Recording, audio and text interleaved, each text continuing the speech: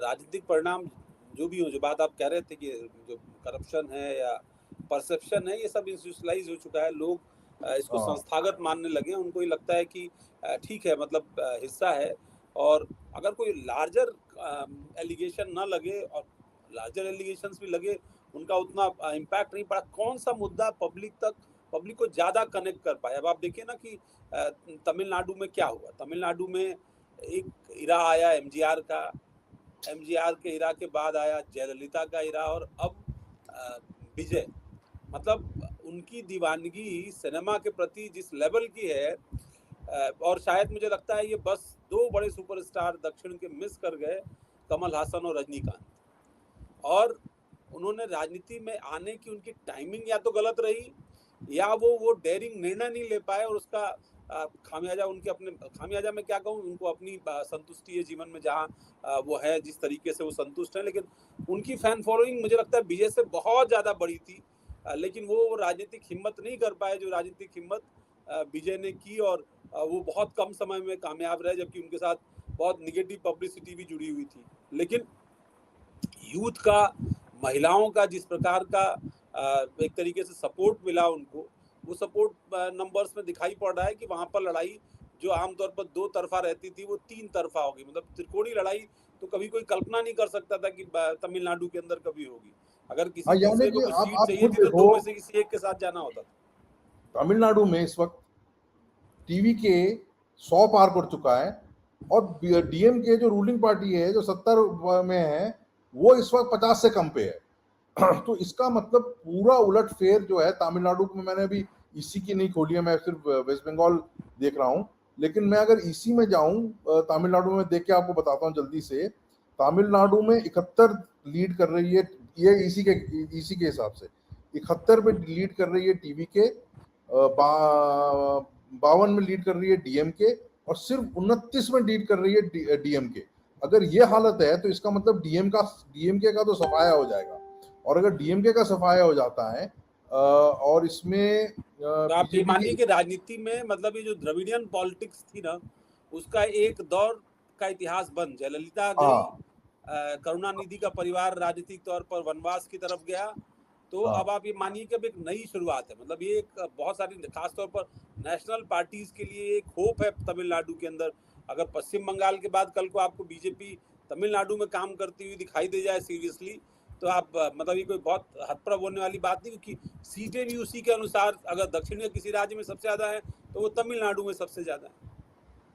क्योंकि ये तो तमिलनाडु में तो वेव इलेक्शन लग रहा है इस वक्त। ऐसी हालत है कि अगर ये सही में भी एक, तमिलनाडु और क्योंकि केरला दोनों में मुझे लगता है वेब इलेक्शन है। केरला में नहीं, भी केरला में तो देखो, केरला में तो होता ही है कि पलट जाता है उसका वो। लेकिन तो पिछली मतलब दो बार केरला से में भी नहीं हो रहा था एलडीएफ, सर। एलडी है, एलडीएफ के पर 50 चल पिछले रहे दो हैं। बार से हो नहीं रहा था ये। पिछली 2 बार नहीं हुआ था, पिछली 2 बार, पिछली बार और पिछली बार अभी भी पिछली वैसे बार वो इसी। एलडीएफ ने जो है वो पलटी मार ली थी, मतलब वो हाँ वापस आ हाँ गए। हाँ हाँ, वो भी मतलब अपने में एक वो था, अजूबा था कि वो लोग वापस आ गए। लेकिन अच्छा, अब मेरा ये भी कहना एक ये देखना है, दिलचस्प होगा। मतलब लोग, ठीक है कि पश्चिम बंगाल के चुनाव में बड़ी दिलचस्पी है सबको। वो चुनाव थोड़ा दूसरे तरीके का हो गया। मतलब पोलराइजेशन तो है ही है, और विचारधारा की दृष्टि से भी। और सब जानते हैं कि जैसे भूपेंद्र जी भी कह रहे थे कि बंगाल में तो एक बार पिच पर बैटिंग मिल गई, तो जैसे हम लोग लोकल क्रिकेट में हाँ खेलते थे कि हाँ एक बार हाँ, बैट मिल गया तो मतलब क्या अंपायर और क्या बाकी, बैटिंग आप अपन ही करेंगे, बॉलिंग ही करने को मिलेगी सामने जो आएगा उसको। तो वो मतलब वो 10-15 साल तो किसी को जल्दी आने नहीं देते। और इसलिए बंगाल जीतने के लिए पूरी ताकत, पूरी जद्दोजहद जो है वो बीजेपी कर रही थी। मैं यही चीज़ देखता हूँ दूसरे अन्य चुनाव में। मतलब अब आज देखिए, पश्चिम बंगाल के चुनाव में लोगों को बड़ी दिलचस्पी थी कि क्या होगा क्या होगा, लेकिन जिस तरह से रुझान आने शुरू हो गए, बात सही है कि अभी पता नहीं चल पा रहा है कि रुझान कैसे हैं। कुछ लोगों ने पहले ही कहा कि नहीं नहीं, वो पोस्टल बैलेट जो है वो पश्चिम बंगाल में हाँ आखिरी में हाँ, गिने जाने हैं, जबकि ये फॉल्स इन्फॉर्मेशन है। पोस्टल बैलेट पहले ही गिने जा रहे थे। करेक्ट, हाँ। और ये सही है कि जो शुरुआती रुझान है वो पोस्टल बैलेट के ही रुझान है। उसके बाद फिर जब ईवीएम्स का नंबर आ रहा है तो ईवीएम्स के भी रुझान आ रहे हैं, पर ये रुझान बहुत स्लो हैं। ये भी मैं आपको कह सकता हूँ कि रुझान बहुत ही ज़्यादा स्लो हैं, और वो धीरे धीरे धीरे धीरे अपनी गति को जो है वो आगे चल करके प्राप्त करेंगे। फिलहाल वो बहुत स्लो हैं। और जैसे आपने कहा कि नॉर्थ बंगाल का बहुत सारा हिस्सा जो है वो इसमें नहीं दिखाई पड़ रहा है। एक और चीज़ जो दिखाई पड़ रही है कि इसमें कांग्रेस और लेफ्ट को कुछ सीटें मिलती हुई दिखाई पड़ रही है, मतलब हाँ कुछ ये, उनका भी हाँ ये खाता बात, खुल रहा है, जो हाँ पिछले चुनाव में उनका खाता नहीं खुल रहा था। नहीं खुला था। तो ये दिखाई पड़ता है कि अगर हम पोलराइजेशन की भी बात करते हैं तो भी स्ट्रेट पोलराइजेशन टीएमसी के पक्ष में भी नहीं हुआ है। नहीं, मतलब अगर आप ये कह लीजिए कि बीजेपी के पक्ष में हिंदू वोटों का पोलराइजेशन हुआ है, तो हम लेकिन ये नहीं कह सकते कि टीएमसी के पक्ष में हिंदू वोट मुस्लिम वोटों का सीधा पोलराइजेशन हुआ है। अब तो ये दिखाई पड़ता है इन परिणामों से कि वहाँ पर जो स्थिति है वो थोड़ी और मतलब जो मुस्लिम वोटर है जिसको बांटने की कोशिश विपक्ष के भी लोग कर रहे थे और कुछ बीजेपी भी कर रही थी, वो दोनों कोशिशें थोड़ी कामयाब हुई हैं। उसका कारण एंटी इनकम्बेंसी हो सकता है, लोकल एमएलएज और एमपी से नाराजगी हो सकती है, मिनिस्टर से नाराजगी हो सकती है, ये तमाम फैक्टर्स हो सकते हैं। और फिर जो टीएमसी का अपना वर्किंग स्टाइल है, जो उनका कैंपेन स्टाइल है, जो उनकी पोल स्ट्रैटेजी है, वो सब धीरे धीरे धीरे धीरे धीरे धीरे करते करते चुनाव के तो आखिरी दिन एक, आते आते हाँ ध्वस्त हुई, वो दिखाई पड़ा। एक मैं आपको एक अपडेट देता हूँ, इससे इससे ना हमें काफी कुछ पता लगेगा। दो जी अपडेट, एक तो हुमायूं कबीर जिसके साथ इतना बवाल हुआ था, वो वीडियो निकल गया था कि मैं पैसा देके जिता दूंगा वगैरह।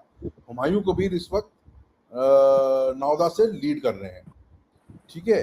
लेकिन इससे भी ज्यादा जो अहम बात है वो ये है कि डायमंड हार्बर में इस वक्त बीजेपी लीड कर रही है। अगर डायमंड हार्बर में, और ये लीड कर रही है 2,500 वोट से, अभी एक ही राउंड है, पहला राउंड ही है, लेकिन दीपक कुमार हालदार जो बीजेपी के प्रत्याशी हैं वो इस वक्त डायमंड हार्बर से लीड कर रहे हैं। अगर डायमंड हार्बर से लीड कर रहे हैं तो, और ये लीड बनाए रखें, तो आप ये समझ लीजिए कि ये बीजेपी टीएमसी का सफाया करने वाली है, क्योंकि ये जो है डायमंड हार्बर भी इन्हीं का एक गढ़ था, एक तरीके से साउथ बंगाल, कलकत्ता का पास, कलकत्ता का वो।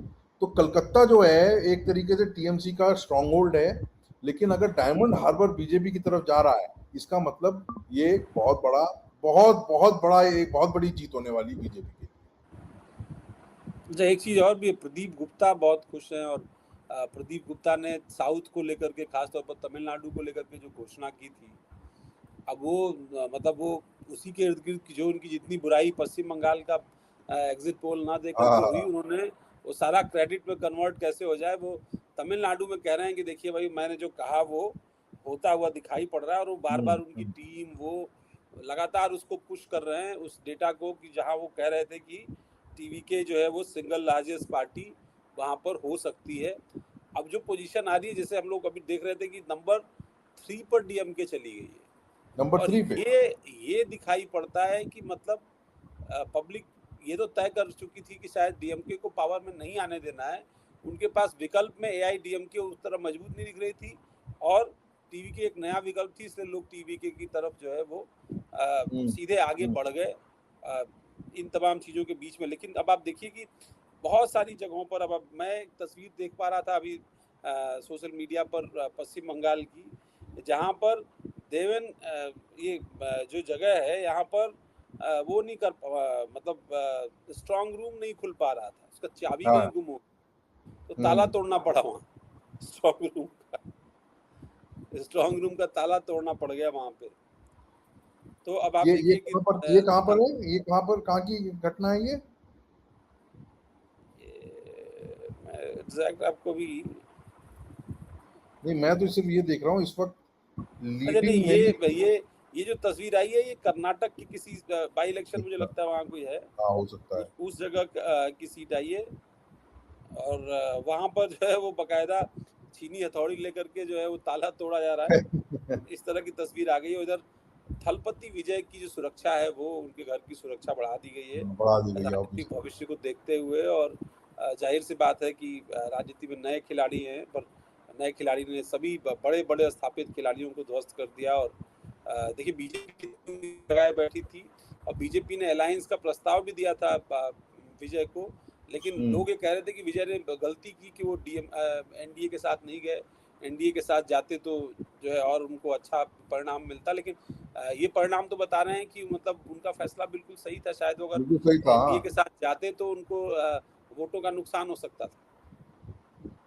नहीं, मुझे लगता है ये जो है ना, एक तरीके से मुझे लगता है ये बीजेपी का स्वीप है वेस्ट बंगाल में। आप इसको स्वीप ही लेके चलिए, क्योंकि अभी जो है लीड्स में नेटवर्क 18 में तो बीजेपी 1 से आगे बढ़ गई है बहुमत से। इंडिया टुडे में देख के बताता हूँ, अभी 136 125 का चल रहा है। लेकिन जो मैं देख रहा हूँ लेकिन अगर आप इलेक्शन कमीशन की वेबसाइट पर जाएंगे सर, हाँ, तो वेस्ट बंगाल में अभी भी वो ज्यादा सीटें नहीं दिखा रहे हैं।